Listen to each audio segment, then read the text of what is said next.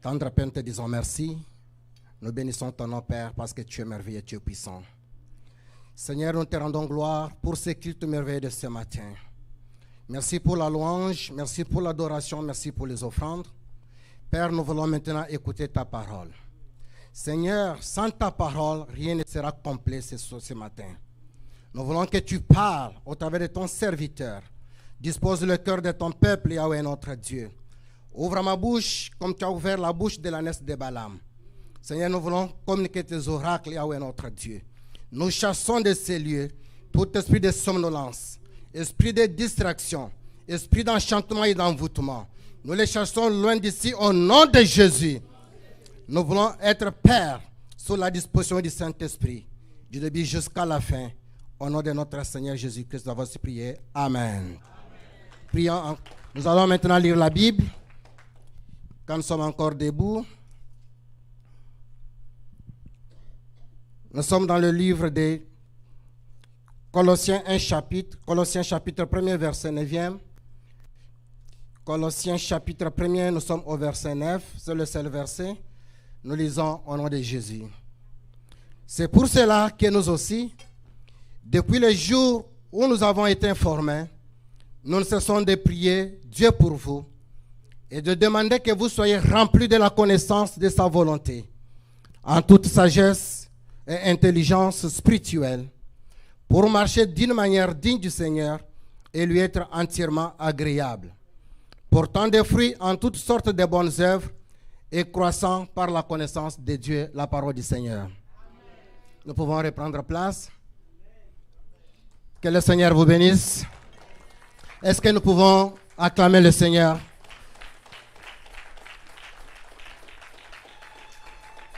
Je suis très flatté ce matin. Je dis merci à notre Dieu, lui le maître des temps de circonstances, qui nous a donné cette occasion de nous tenir au devant de vous et de vous parler. Et je m'en vais aussi tout droit dire encore merci au pasteur Freddy, pasteur Béa, pour la confiance renouvelée. Vraiment, sans sacrificateur, on ne parlerait pas du sanctuaire. Sans pasteur Freddy, on ne parlerait pas du Mont Carmel. Même si Dieu avait déjà planifié que Mont Carmel va exister, mais devrait toujours exister par quelqu'un. C'est pourquoi je l'appelle toujours le commandant du temple. Alléluia. Et lorsque on fait confiance de nous tenir devant vous, des fois on sent comme un privilège, mais c'est une charge. On sent totalement une responsabilité parce que des fois on se dit qu'est-ce qu'on va dire. Mais avec l'assistance du Saint-Esprit, nous allons partager la parole du Seigneur. Et mon Carmel, je vous aime extrêmement. Je vous aime bien, vous êtes précieux, vous êtes merveilleux. J'ai toujours comparé l'église comme une maison. Une maison bien construite reflète déjà la valeur des biens qui seront dans cette maison-là. Si vous voyez une bonne maison, bien construite là, avec dans toutes les conditions possibles, on a mis des moyens nécessaires pour cette maison. Cela reflète déjà la valeur des biens qu'on va y placer. Je compare l'église à une maison parce que une bonne église tablée sur la parole de Dieu reflète déjà la qualité des chrétiens de cette église. Est-ce que vous êtes d'accord avec moi? Je ne parle pas du bâtiment, je ne parle pas de mur, mais je parle d'une bonne église tablée sur la parole. Oui, il y a des églises. Lorsque vous y entrez, des fois vous pouvez sortir, mais vous vous demandez est-ce que j'étais à l'église ou j'étais où? Mais il y a des églises, quand vous entrez, vous y sortez, vous allez toujours sortir avec quelque chose. Alléluia. Vous allez toujours sortir avec quelque chose. Moi, j'ai toujours dit, le message dans l'église, on peut bien parler sur le message prophétique, évangélique, mais il y a aussi un aspect très important qui donne la stabilité de l'église, c'est un message aussi doctrinal. Parce que le message doctrinal, c'est le message de la stabilité de l'église. Jésus a évangélisé, Jésus a prophétisé, mais Jésus a enseigné. Alléluia. C'est ce que j'aime à l'église Mont-Carmel. À l'église Mont-Carmel, c'est plus les enseignements sur la doctrine. C'est ce qui fait la stabilité de cette église. La Bible dit, quand Jésus enseignait, la Bible dit qu'ils étaient frappés de sa doctrine parce qu'il parlait ayant comme autorité, mais pas comme les scribes. C'est-à-dire qu'ils écoutaient les enseignements de Jésus. C'était les enseignements fiables, stables, pour leur épanouissement spirituel, pour leur édification spirituelle. On ne peut pas seulement aller à l'église. Comme je voyais dans une église, un orateur passe. Après avoir lu le verset, c'est la prophétie qui commence. Tiens-toi debout, le Seigneur me dit. Tiens-toi debout, le Seigneur me dit. Et puis c'était la fin de la prédication. Alléluia. C'est bon prophétiser. Mais le soubassement, c'est la doctrine. J'ai vraiment aimé ce message. Lorsque le ministre Baptiste parlait sur les fondements solides, je dis c'est ça même le soubassement. L'église doit avoir un soubassement solide. Le soubassement, il y a des églises qui sont tablées, leur soubassement c'est la prophétie. Leur soubassement c'est le miracle. Tout ça effectivement s'entre dans la lignée normale de la mission de l'église, mais que le peuple soit enseigné. Amen, amen. Lorsque nous parlons de la maturité, le ministre Patrice a parlé sur les fondements solides. Il nous a tellement emballé, il nous a montré comment nous devons être des bons citoyens dans le royaume de Dieu. Comment nous devons être des bons chrétiens dans l'église. C'est lorsque notre fondement solide est basé sur Jésus et aussi ayant la maturité en tant qu'enfant de Dieu. Lorsque Pasteur Béa a parlé, elle a parlé sur la maturité comme l'accès à l'héritage. On doit toujours avoir l'accès. Cette porte-là, lorsqu'elle est fermée, pour accéder à l'intérieur de l'église, du bâtiment, ce qui te donne l'accès, c'est la clé. C'est cette clé qui te donne l'accès pour entrer dans l'église. C'est comme ça aussi la maturité. La maturité nous donne l'accès à l'héritage. Tu peux être héritier, mais tant que tu n'es pas à mesure, tu n'es pas mature, on ne te donnera jamais l'accès d'y accéder.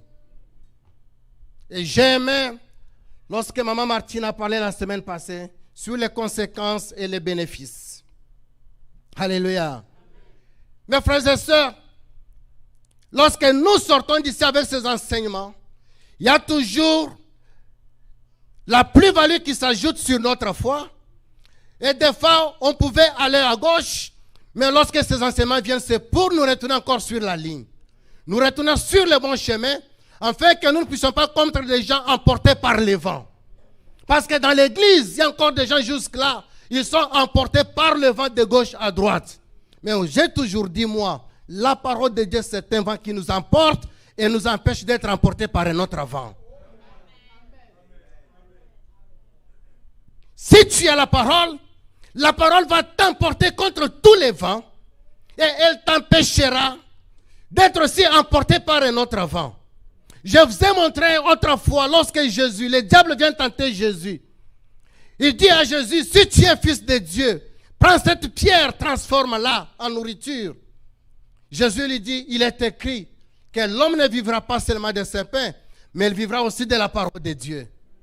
Le diable a mené Jésus sur des différentes pistes, mais il a trouvé que Jésus était calé dans la parole. Le diable a mené même Jésus dans la Bible, parce qu'il est écrit aussi que montre que tu tomberas et que les anges te protégeront. Jésus dit, il est aussi écrit. Alléluia. C'est ça le fondement d'un chrétien. Ça t'empêche d'être emporté par le vent, parce que le vent te trouve dans la parole et tu es fondé dans la parole. Quelles que soient les stratégies du diable, il fuira loin de toi. Il dit là, non, cet homme, je ne peux pas l'atteindre parce que je trouve en lui, il y a le soubassement, c'est la parole. Je vais aussi parchever avec ce thème. Moi, je vais maintenant aborder sur la nécessité de la maturité. La nécessité de la maturité. Dans ce verset que nous venons de lire, ici c'est l'apôtre Paul. L'apôtre Paul, il a appris des choses louables. que nos sœurs colossiens avaient fait. Lorsqu'il a appris ces choses, il vient pour les louer. Mais en dehors de ça, il leur dit, je prie Dieu, je prie que vous soyez remplis de la connaissance, de sa volonté en toute sagesse et intelligence spirituelle, pour marcher d'une manière digne du Seigneur et lui être entièrement agréable, portant les fruits en toutes sortes de bonnes œuvres et croissant par la connaissance de Dieu. C'est ici où je vais sortir, où je vais parler sur quelques nécessités de la maturité. Je vais d'abord définir la nécessité. La nécessité, c'est un caractère nécessaire d'une chose dont il est impossible ou très difficile qu'on se dépasse pour exister. Ce qui est indispensable, ce qui s'impose pour rendre l'effectivité d'une chose, c'est ce qu'on appelle la nécessité. C'est quelque chose qui est nécessaire dans la vie de quelqu'un, sans laquelle personne ne peut exister, sans laquelle personne ne peut se dépasser. C'est quelque chose qui est indispensable. C'est quelque chose qui s'impose pour rendre l'effectivité d'une chose dans la vie. Et lorsque nous parlons de la nécessité de la maturité, et je comprends la maturité comme un état d'esprit, comme un sens de développement qui joue un grand rôle dans la vie active de quelqu'un, dans la vie quotidienne de quelqu'un. Alléluia. Alléluia. Écoute mes frères et sœurs dans le Seigneur, la maturité ne s'achète pas. La maturité, quel que soit l'argent que tu peux avoir, quels que soient les moyens financiers, quel que soit le rang, la maturité ne s'achète pas. Mais la maturité, c'est un progrès spirituel. La maturité, c'est un progrès spirituel. Nous avons vu des gens avec autant de moyens, avec des possibilités extrêmes. Mais lorsque vous regardez leur comportement, leur attitude, leur réaction, leur agissement, vous vous rendez compte que cette personne n'est pas encore mature. En dépit de ses moyens, en dépit de ce qu'elle a. Je ne sais pas si vous êtes d'accord avec moi. Nous avons vu des gens, quel que soit le rang qu'ils occupaient dans les sociétés, mais lorsqu'ils se retrouvent dans des milieux, vous regardez leur attitude, leur comportement, vous vous dites, il n'a pas encore atteint la maturité. Parce que la maturité, c'est un état d'esprit. La maturité, c'est un progrès spirituel. Lorsque l'apôtre Paul parle de nos frères colossiens, il dit, en dépit de tout ce que nous avons entendu, tout ce que nous avons appris, nous demandons maintenant que vous soyez remplis de la connaissance de sa volonté, en toute sagesse et intelligence spirituelle, pour marcher d'une manière digne du Seigneur, et lui être agréable, portant les fruits en toutes sortes de bonnes œuvres, et croissant par la connaissance. Ici, lorsque l'apôtre Paul parle, lorsqu'il parle d'être rempli, c'est-à-dire, il dit aux Colossiens, d'être accompli, d'être parfait. Lorsqu'il parle d'être rempli, c'est-à-dire que d'être accompli, parfait de la connaissance. La connaissance, c'est l'intelligence spirituelle. Ce n'est pas l'intelligence humaine. Ce n'est pas la connaissance intellectuelle, mais la connaissance spirituelle. L'intelligence spirituelle. Lorsque je lis la Bible, je trouve que lorsque Salomon accède à la royauté, lorsqu'il s'approche auprès de Dieu, Salomon est un homme, il est intelligent de sa nature. Il était comme tout le monde normal. Mais lorsque je lis les Écritures, la Bible me dit, c'est que Salomon demande à Dieu, il dit, Seigneur, donne-moi d'abord un cœur intelligent, afin que je puisse bien conduire ces peuples ici. Le Seigneur Dieu lui dit, tu n'as pas demandé le chèque de tes ennemis, tu n'as pas demandé la mort de tes ennemis, tu n'as pas demandé la richesse, mais tu as demandé l'intelligence, tu as demandé la sagesse. Je le ferai. Je vais t'accorder un cœur intelligent, afin que tu puisses amener ce peuple sur la voie de la justice. Alléluia. Alléluia. Et lorsque nous lisons les sur Salomon, vous allez comprendre qu'il était le roi le plus intelligent. Pas seulement l'intelligence naturelle, pas seulement l'intelligence humaine, mais aussi de l'intelligence spirituelle. Alléluia. Et cela a caractérisé la maturité de Salomon. Lorsque nous parlons de la maturité, je vais établir maintenant quelques éléments nécessaires pour qu'on parle de la maturité. Le premier élément, la maturité s'établit sur l'essentiel. S'établit sur l'essentiel. Et non sur ce qui est superfétatoire. Et non sur ce qui est superflu.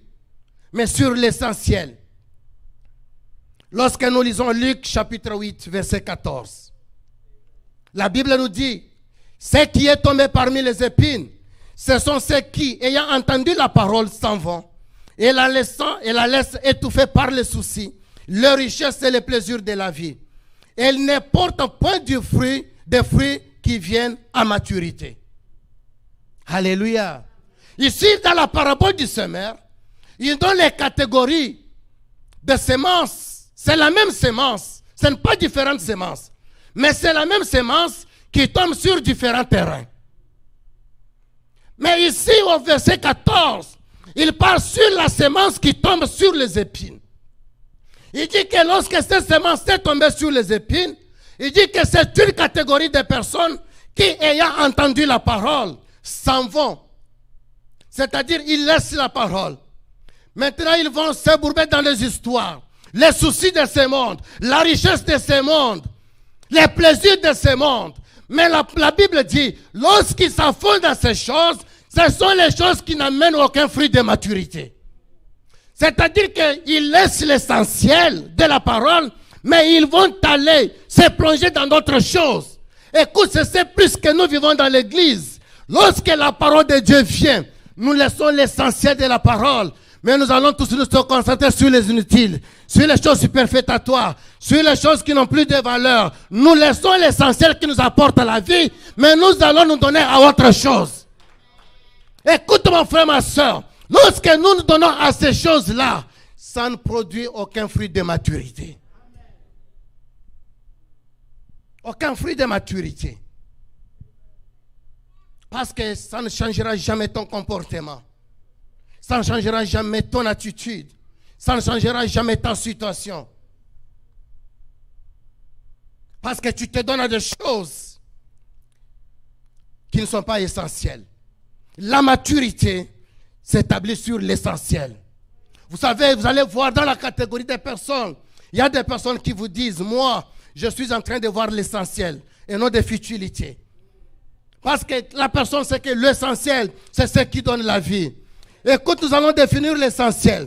L'essentiel, c'est tout ce qui est indispensable. Tout ce qui fait que si vous en manquez, vous ne pouvez pas bien vivre votre vie.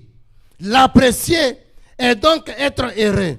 Définir votre essentiel est particulièrement important pour savoir vers quoi diriger votre vie.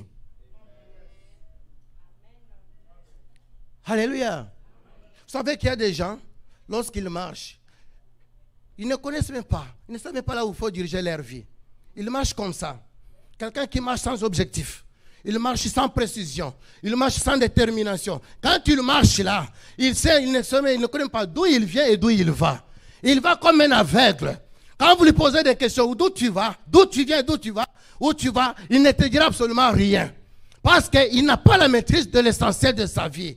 Écoute mon frère, dans la vie telle que tu es, il faut toujours déterminer l'essentiel. L'essentiel, c'est ce qui fait diriger ta vie à une destination exacte et normale. On ne marche pas comme un aveugle dans la vie. On ne marche pas comme quelqu'un qui ne connaît d'où il va. Parce que tu ne sais pas maîtriser l'essentiel de ta vie. L'essentiel. Il y a déjà aujourd'hui, je donne un exemple de monsieur. Le monsieur avait presque 40 ans. Il travaillait. Il avait de l'argent. Il était le fils, il était juste le cousin de mon voisin, de mon bailleur. Alors, le matin, il avait au moins 6 paires de ketch de différentes couleurs selon les culottes et les t-shirts. Et lorsqu'il va à son travail, il finit son travail le soir. Quand il vient le lundi, Il prend une paire. Il met. Concordance. Ketch, culotte, t-shirt. Il sort.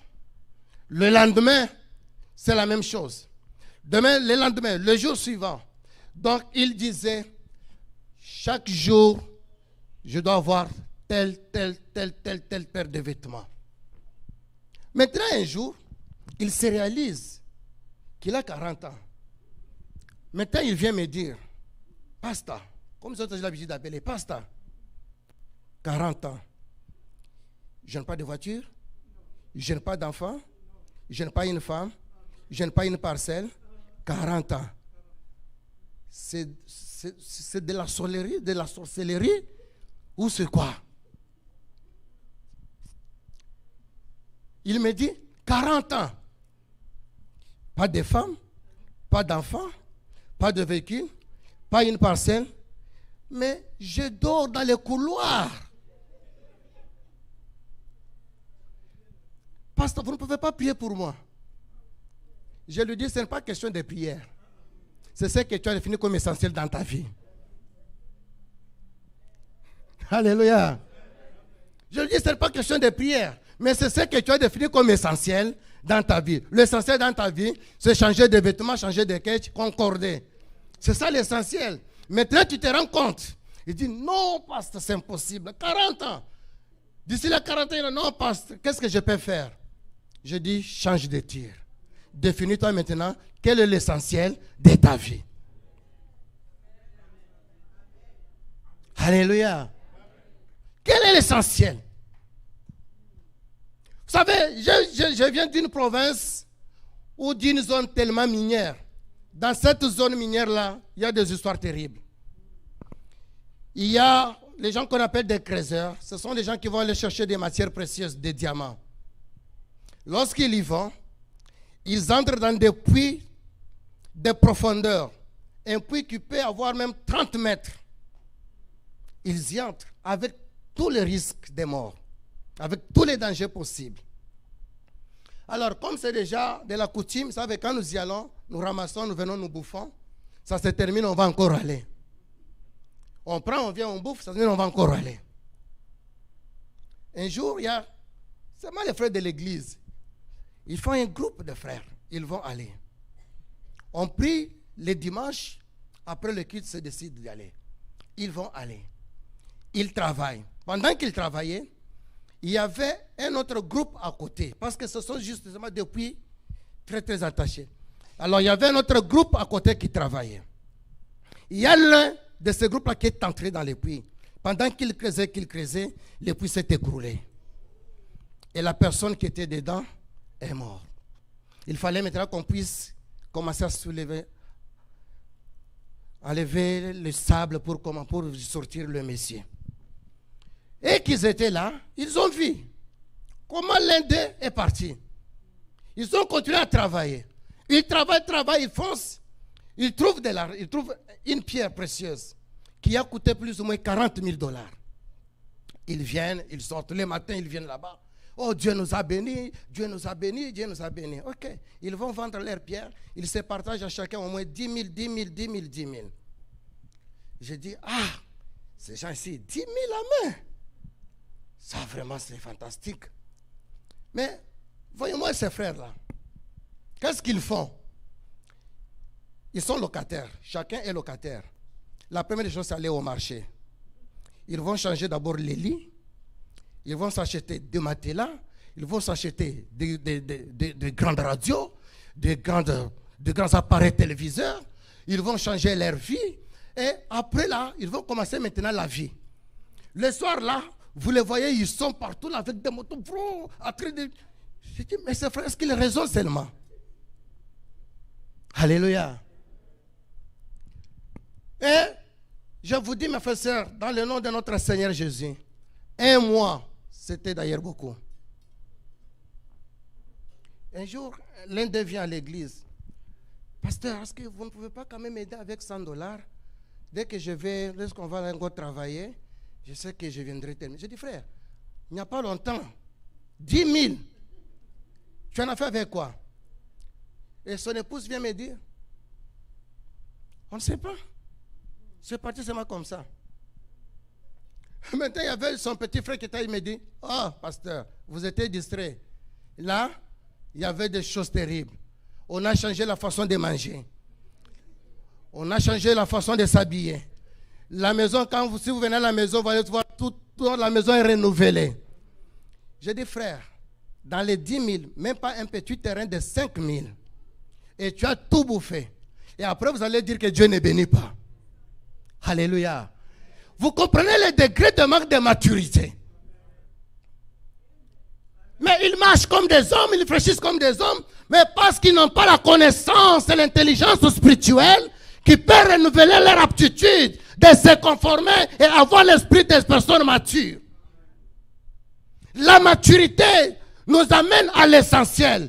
Nous nous retrouvons même à l'église aujourd'hui. Beaucoup de gens, quand ils viennent à l'église, ils oublient l'essentiel de leur foi.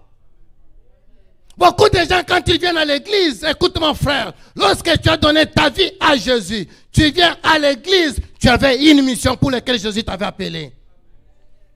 Tu avais une mission pour laquelle Jésus t'a appelé. Mais lorsque tu arrives dans l'église, nous perdons maintenant l'essentiel. Nous commençons à nous donner à autre chose. Nous venons à l'église, nous commençons à nous donner à la vie des gens. Nous venons à l'église, nous commençons à voir qui porte bien. Nous venons à l'église, nous commençons à voir qui prie bien. Nous venons à l'église pour voir autre chose et nous perdons l'essentiel. Nous perdons l'essentiel, mes frères et sœurs. Nous perdons l'essentiel. La Bible dit, lorsque nous lisons Luc chapitre 7, verset 24, la Bible nous dit, lorsque Jean-Baptiste était dans la prison, il a envoyé ces gens pour voir Jésus, se renseigner. Est-ce c'est lui dont on nous a parlé ou c'est une autre personne? Lorsque les émissaires sont partis, pendant qu'il est retourné, Jésus a réuni les gens. Il a demandé à la foule, qu'est-ce que vous allez voir au désert? Un réseau agité par le vent. Qu'est-ce que vous allez voir au désert? Personne bien vêtue. Qu'est-ce que vous allez voir au désert? Un prophète. Oui, c'est plus que les prophètes. Jésus voulait seulement interpeller ces gens. Lorsque vous y allez, quand vous êtes partis, qu'est-ce que vous êtes allés voir? Lorsque nous venons à l'église, est-ce que c'est pour contempler les perruques des autres? Est-ce que quand nous venons à l'église, c'est pour contempler les chaussures des autres? Quand nous venons à l'église, c'est pour qu'on... Non, ici, ce n'est pas l'habillement, mais ici, c'est la foi. Ici, c'est la foi, mon frère, ma soeur. Ici, c'est la foi. Quand je viens, les perruques de l'autre ne m'intéressent pas. Quand je viens, l'habillement de l'autre ne m'intéresse pas. Quand je viens, ce n'est pas quoi que ce soit. Même pas les véhicules qui sont dehors. Même pas les véhicules qui sont dehors. Mais quand je viens, l'essentiel, c'est ma foi avec Jésus. C'est ça l'essentiel d'un chrétien. C'est la vie éternelle. C'est la vie éternelle. Cet homme dit, Seigneur, Seigneur, Maître, Maître, que puis-je faire pour avoir la vie éternelle? Jésus lui dit, fais tous ces commandements. Ne dis pas de faux mensonges. Respecte ton père, honore ton père et ta mère. Il dit, Seigneur, tous ces commandements-là, je les ai observés. Jésus lui dit, alors comme tu as tout observé, va maintenant vendre tous ces biens, donne-les aux pauvres. Regarde l'homme, quoi? L'essentiel, c'est mon argent. La vie éternelle, bye. Et il est parti. Il a laissé ce qui était essentiel, c'était la vie éternelle. Mais à cause, parce qu'il a trouvé l'essentiel, c'est bien, c'est ainsi qu'il est parti. Dans la vie chrétienne, nous perdons l'essentiel. Il y a des gens dans l'église, quand ils viennent à l'église, l'essentiel, c'est pour parler seulement des gens. Pour parler des gens. Un jour, on prêchait le dimanche, le culte matinal. Il y a un esprit qui me dit dans le culte matinal, si on peut faire la récapitulation de ce qu'on nous a enseigné hier à l'église. On nous a enseigné le dimanche. Ce n'est même pas 24 heures. Le lundi à 5 heures, à la dévotion matinale. Je dis, on fait la récapitulation. Je commence à poser des questions. Qu'est-ce qu'on nous a... D'abord, qui peut me donner les thèmes de la prédication d'hier? Je vous ai dit, c'est tout le monde qui s'est regardé. Tout le monde qui s'est regardé. Les thèmes. Je dis, ok, qu'est-ce que tu as retenu de toute la prédication d'hier? Il y a quelqu'un, il y a une sœur qui dit, pasteur, moi j'ai vu seulement quand le pasteur nous a montré comment il dansait là.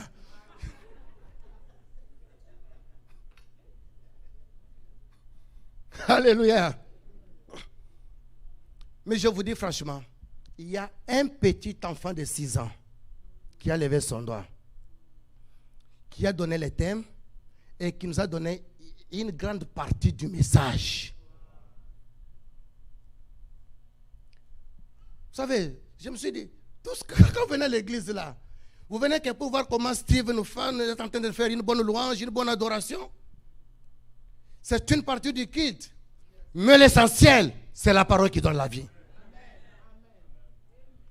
C'est la parole. Le reste ne nous intéresse à rien. Focalise-toi sur ce qui est important dans la vie. Focalise sur toi sur ce qui est essentiel dans la vie. Focalise-toi sur ce qui t'apporte à la vie. Sans cela, tu ne peux pas vivre. Tu trouves que si je ne fais pas ça, sans ceci, je ne peux pas vivre. C'est ça l'essentiel de ma vie. La deuxième des choses, dans la nécessité de maturité, autre chose qui nous intéresse, c'est dans la gestion des relations. Dans la gestion des relations, c'est très important. Même dans la relation avec les autres, il y a toujours l'essentiel. Il y a toujours l'essentiel. Dieu ne peut jamais te mettre en contact avec... Il me met en contact avec le ministre Patrice pour des futilités. Non. Quand il me met en contact avec le ministre Patrice, ça veut dire qu'il y a quelque chose d'essentiel. Quand il y a quelque chose d'essentiel. Et la gestion des relations a commencé même dans les couples. C'est pourquoi quand Dieu a trouvé qu'il était bon que l'homme ne soit pas seul, la première des choses, Dieu met à côté de l'homme une femme. C'est-à-dire que la relation commence d'abord par là. Entre deux personnes, l'homme et la femme.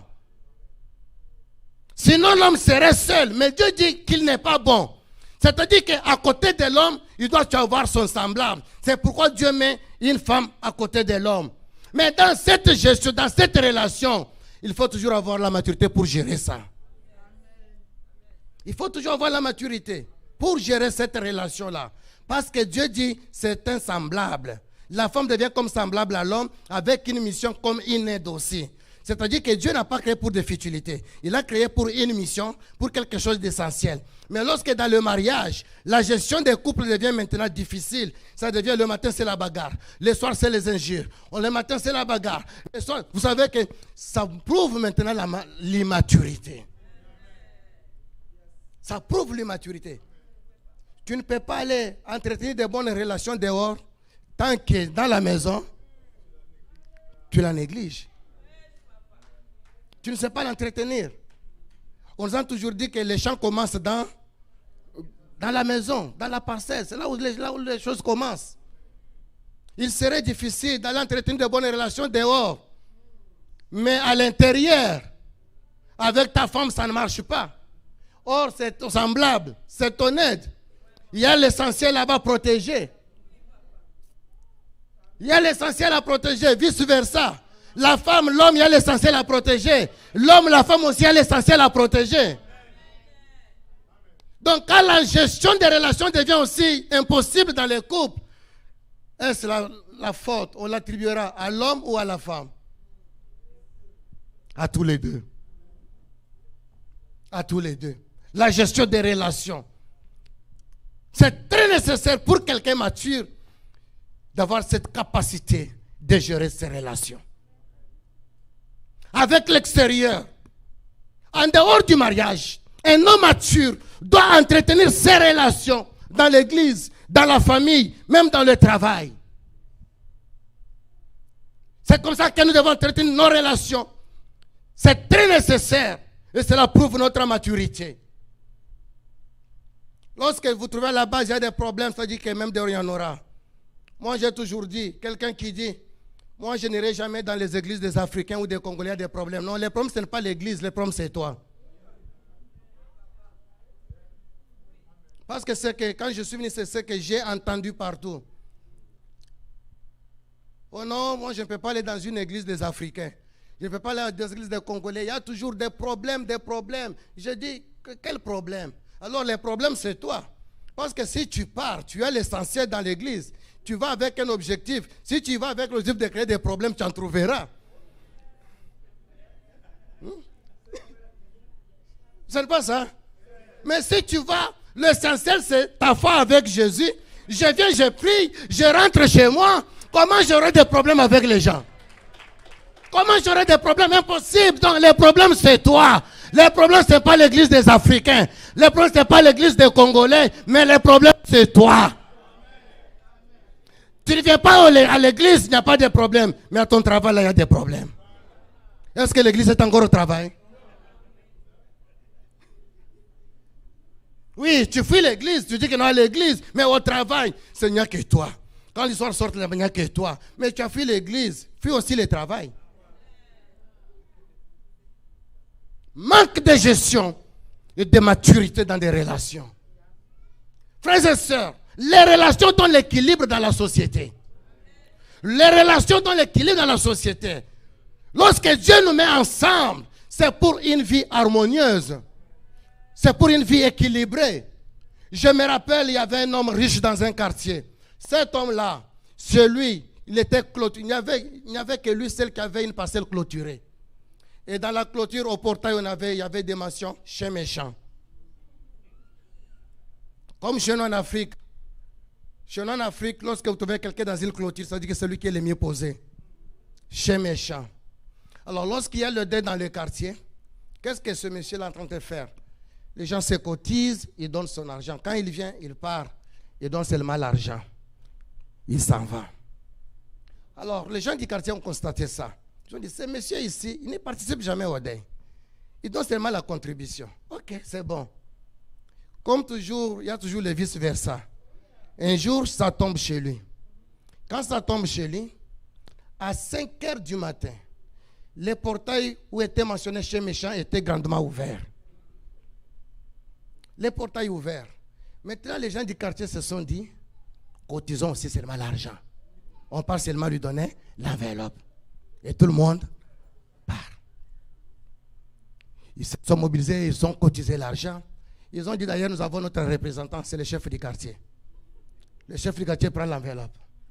Il trouve le portail ouvert. Il arrive là. Il donne là, non, c'est ça l'enveloppe que nous avons cotisé, les membres du quartier. Il dit, ah ok, mais ils ne viendront pas. Hein? Je dis, bon, chacun est allé à ses occupations, je pense qu'ils viendront même le soir.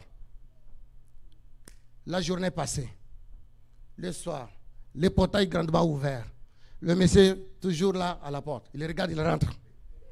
Il sort, il regarde, il rentre. Mes frères et sœurs, mieux vaut un voisin proche qu'un frère loin. C'est ça la gestion des relations. Ça lui a donné une leçon. Le jour suivant, il va chez le chef de quartier. J'ai besoin de quelques gens qui peuvent m'aider quand même. Pour l'aider, il y a ça, il y a ceci. Pour l'enterrement, j'ai besoin de gens. Le chef de quartier lui a dit, les gens ont fait un constat. Ils se sont rendus compte que lorsqu'il y a le dé dans les quartiers, tu ne viens que remettre ton enveloppe et tu pars. Voilà ce qu'ils ont fait aussi. Je m'excuse, c'était une erreur. Je m'excuse. La gestion des relations, ce n'est pas l'argent, mais c'est la maturité. C'est la maturité, mes frères et sœurs.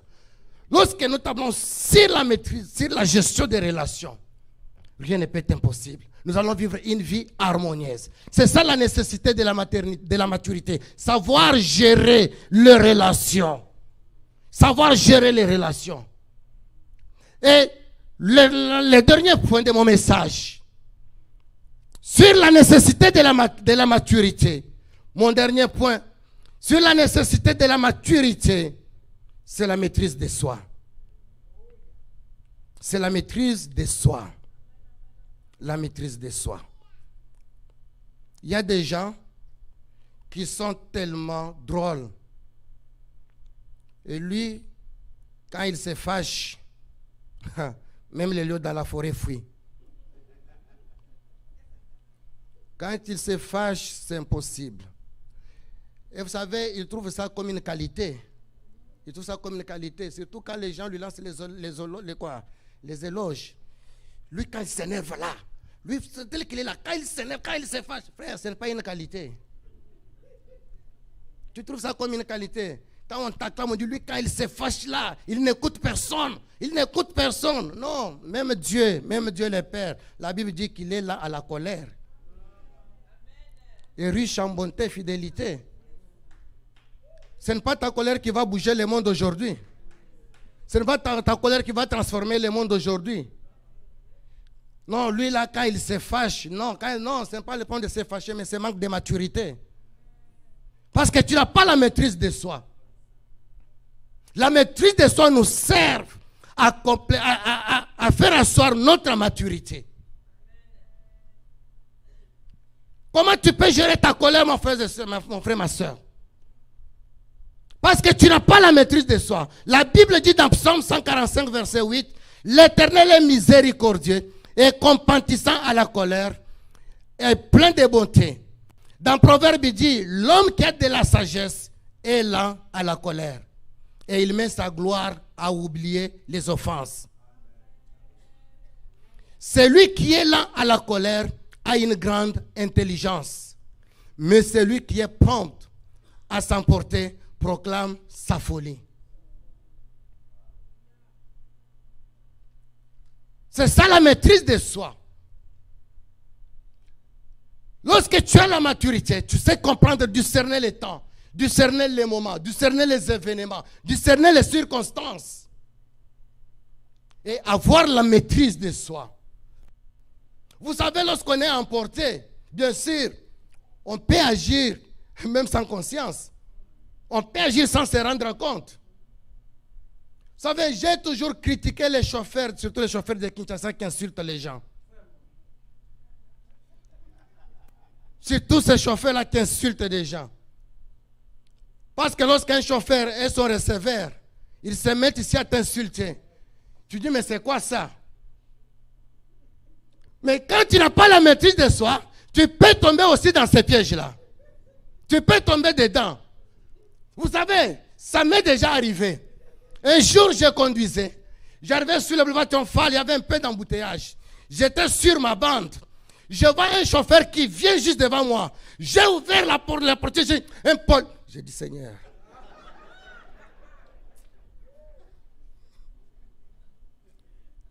Alléluia. Vous savez, ça, la maîtrise de soi, tu peux perdre même ta personnalité. Vous pouvez perdre votre personnalité sans la maîtrise de soi. Je me suis dit, Seigneur, qu'est-ce qu'il y a au juste? Qu'est-ce qu'il y a au juste? Maintenant, un jour, c'était déjà passé. Un jour, on avait une prière. Il y avait un frère qui avait le problème. On avait un problème de moteur. Il fallait chercher un mécanicien pour venir nous réparer les moteurs. Alors, on va chercher le mécanicien. Le mécanicien qu'on nous a amené, c'était ce chauffeur-là. C'était ce chauffeur-là. Et quand le chauffeur arrive, je sors, il me regarde, il me dit, ah, père, Boni, comment? Je dis, ça va. Maintenant, je dis, bon, c'est qui? Je dis, tu me connais? Il me dit, ah, papa.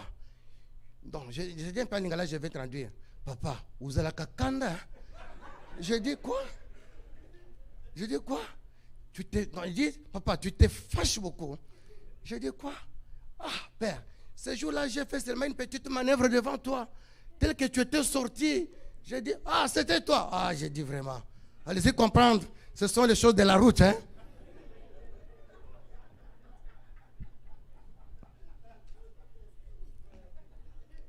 Alléluia. Alléluia. Il y a un auteur qui dit, le langage est le vêtement de la pensée. Ouais. C'est-à-dire que tout ce qui sort, c'est la pensée. Rien ne sort au hasard, c'est la pensée. C'est l'abondance du cœur que la bouche parle. Et tout ce qui sort, c'est la pensée. C'est pourquoi, à partir de ce jour-là, j'ai une leçon. J'ai une leçon. Je me suis dit, Seigneur, quelle que soit la colère, donne-moi la maîtrise de soi. Que je garde ma personnalité. Mes frères et sœurs, malgré tout ce qui peut se passer dans ta vie, ayez la maîtrise de soi. C'est très nécessaire pour notre maturité. Si nous l'avons, nous allons vivre une vie harmonieuse, que ce soit dans la famille, que ce soit dans l'église, que ce soit au travail, que ce soit partout. Nous serons des personnes matures. Que le Seigneur vous bénisse.